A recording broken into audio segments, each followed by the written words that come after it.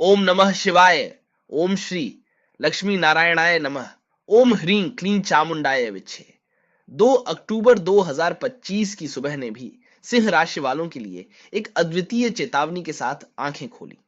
हवा में अभी भी वही रहस्यमय सरसराहट थी, पर अब उसमें एक ठंडक घुली थी, जैसे रात की परछाइयां सूरज की पहली किरण को चुनौती दे रही हो।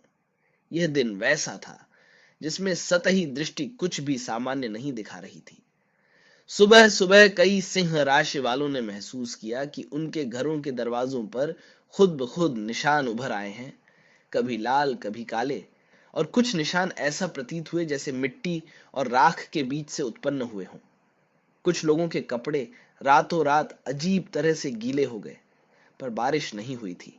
और जो सबसे आश्चर्यजनक था, उनके शरीर के चारों ओर धीरे धीरे एक हल्की सी चमक उठी, जो सिर्फ उनकी आत्मा को छू सकती थी।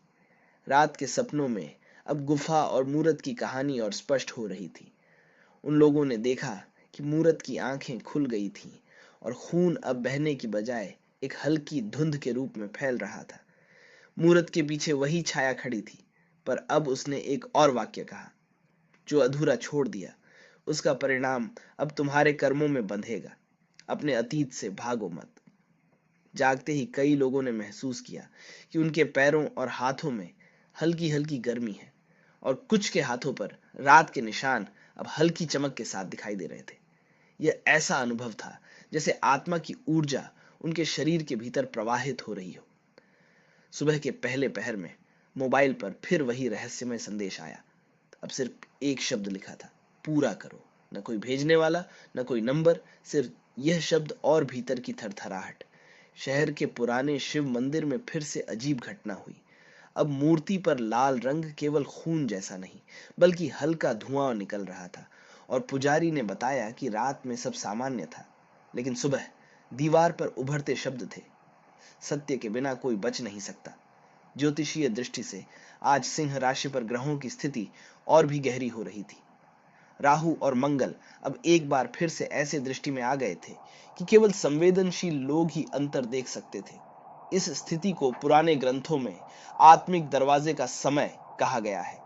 यह वही समय था जब पहले तेजा नाम की आत्मा ने अपने प्रभाव का विस्तार किया था। तेजा का नाम अब हवा में नहीं, बल्कि हर सिंह राशि वाले के भीतर गूंज रहा था। कुछ लोगों ने अपने आसपास की वस्तुओं पर अपने नाम को खून से लिखा हुआ देखा। कुछ ने देखा कि दीवारों पर पुरानी घटनाओं के दृश्य अपनी आंखों के सामने जीवित हो गए। एक तरह की चेतना और चेतावनी का मिश्रण। 2 अक्टूबर को दिन बढ़ता गया और परछाइयां और अधिक स्पष्ट होने लगी। कुछ लोगों ने अनुभव किया कि उनके अपने कमरे में दीवारों पर कभी भी अज्ञात चेहरों की झलक मिल रही थी, पर अब वे चेहरे केवल डर नहीं, बल्कि मार्गदर्शन देने वाले भी थे। फुसफुसाहट थी, तुमने देखा, अब समझो और पूरा करो। सिंह राशि वालों की आत्मा अब उस भूली हुई जगह की ओर खींच रही थी जहां एक रक्षक की बलि हुई थी। उनकी आत्मा अब उस रक्षक से जुड़ चुकी थी, कभी प्रार्थना में, कभी विश्वासघात में, और कभी मृत्यु की कामना में। यह दिन उन्हें अतीत से जोड़ रहा था ताकि वे अपनी आत्मिक जिम्मेदारी समझ सकें। मंदिरों में दीपक स्वतः बुझने लगे, घरों की घड़ियां पलटने लगी, और मोबाइल समय उल्टा दिखाने लगा। यह संकेत था कि ब्रह्मांड स्वयं इस दिन को विशेष बनाने में लगा है।